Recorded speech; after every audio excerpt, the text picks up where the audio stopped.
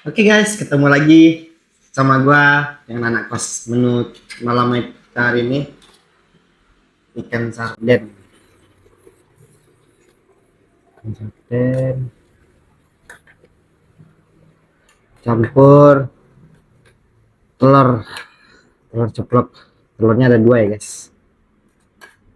Harus dua terus biar seimbang. Wah. Oke, selamat makan. Bismillahirrahmanirrahim.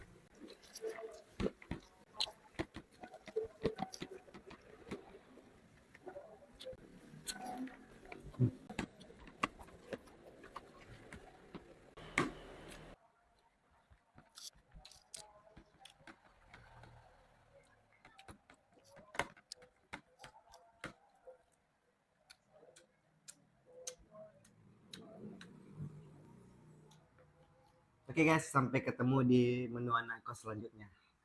Terima kasih.